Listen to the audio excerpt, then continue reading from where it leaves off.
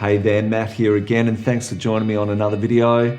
I've got Joseph Price with Soxy Guitars with me. Welcome. Thanks for having me, Matt. Appreciate it. Always a pleasure. An Epiphone Casino. Yeah, lovely. Yeah, it's a sweet guitar, that one. That's a 66. I really wanted to buy one with the two pickups, but they're kind of a little bit out of my price range these days. They're kind of headed up into the stratosphere. This one I picked up off online, off Reverb. Was a seller there. Actually, I'll name them quite happily actually, because I thought they did a fabulous job, called the Bonfires. It's a beautiful guitar, and I bought it online, sight unseen, obviously.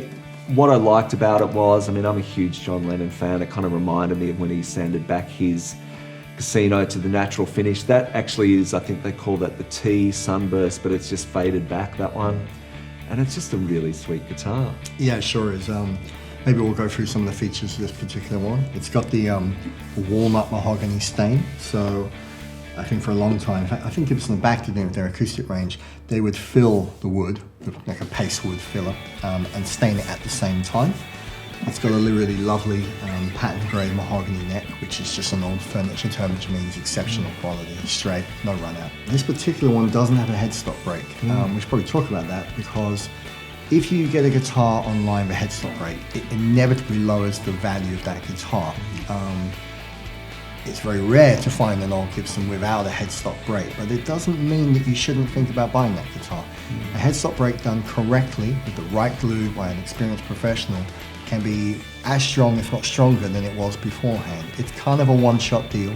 I do see in my own shop, I see repairs that have been done 3, 4, 5 times, and we have to go to use of carbon fiber and things like this. But if you're looking for a bargain, you should seek out one which has had a headstock repair, because it will lower the price by sometimes as much as $2,000 or $3,000. What else have we got here? We've got some frets that I think are original. I couldn't swear to it. I believe they were, actually. Yeah. Oh, that was in the ad. Yeah, you generally find most American dealers are upfront about that.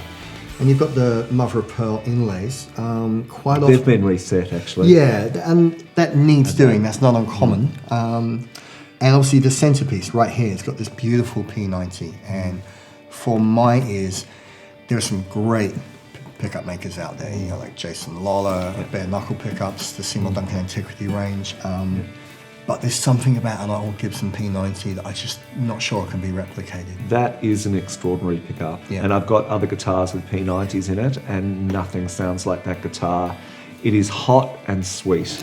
Yes. And it is just, it's probably one of the best sounding pickups I've heard, actually, and I'm delighted with this guitar. One of the things that I liked, actually, when I purchased this online, was there were some photos that you don't always see that they supplied to have a look at. One of them was the break angle off the bridge, so you could see the height of the bridge and the angle. This is very important. I'm sorry to interject, so I know you want to move forward, but the break angle, which is simply where the string makes contact at the saddle or at the bridge and at the nut, it's the angle from a straight line backwards. If you don't have a sharp enough break angle, you're going to end up with a sound that is much closer to a banjo than anything else. There are tricks and ways around it, but you're in a compromised position to begin with. Obviously with the jazz sort of trapeze tailpiece, it's not touching the top, so it couples the sound differently. You end up with a slightly more airy sound, not dissimilar actually to using the Bigsby, but you need to have this angle. If you don't have this angle, you're going to have to go to much heavier strings in order to create enough down pressure to avoid it vibrating in the slot and buzzing. But yeah, it's a very important point. Correct me if I'm wrong, I also got a shot of the 12th fret and the height of the string there, and he put a dime coin, American dime coins, to show the scale of the action height, which I believe too can actually give you some information on the neck angle as well. Oh, absolutely, yeah. The neck angle is simply at what pitch it's right back towards the bridge. It's not uncommon in early Les Pauls, so the ones that have the trapeze tailpiece or the single wraparound, usually gold tops with P90s, for them to need a neck reset. It's unusual in Gibson electric guitars to need a neck reset, but what it does is it gives you enough range here to set the action where you like it without compromising this break angle. This guitar has, for a Gibson, a medium-low action with light strings. So obviously you can play any electric styles you want to play.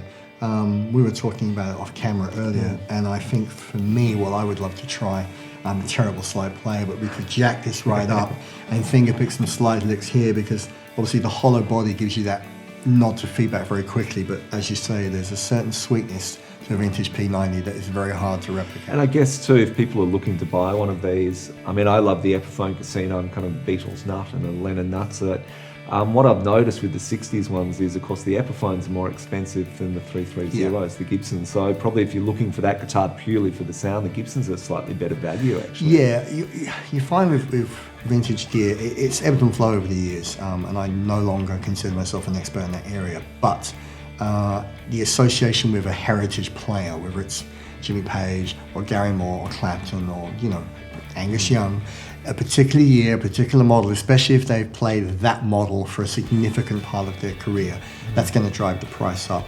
Interestingly, with Gibsons and Epiphones, you'll find that the price is a lot more sensitive to components being replaced. So if you have an original, let's say 1964 L Series Fender Strat, and the volume pot's being replaced, the dealer will normally show you that. The price will drop a little bit. If you have the same guitar, let's say, I don't know, a 1962 335, and the volume pots are being replaced, their price drops significantly. Collectors who want what's called collector investment grade instruments that take Gibsons tend to want it to be absolutely stock. So if you're after what's called a player's guitar, here's a great tip. Try and find one that's got replacement tuners that can be sorted very easily. Try and find one that's had a headstock break that's been well done, and the dealer will advise you of that. And try and find one that needs a refret. Original frets are great in theory, but they'll all have been dressed multiple times and they'll be low. These are low, but they're not impossibly low. However, if you want it to be bending a lot of strings, B.B. King style, these are too low. You're going to have too much contact with the fretboard. So for probably as little as half the mint value, you can get a great guitar and just get a tech to take care of those things for you. It's a bit more involved approach, but it can get you a fantastic sounding instrument, which will also hold value. Yeah, and I guess as a last thought on this guitar, they're really great to play acoustically on the couch. You don't need to plug them in. And yeah, love this guitar. Definitely one of my faves. Joseph, thanks for joining me again. Thank you, Matt. Always a pleasure. And thanks for watching the video. Please subscribe if you like it, and hopefully we'll see you again soon.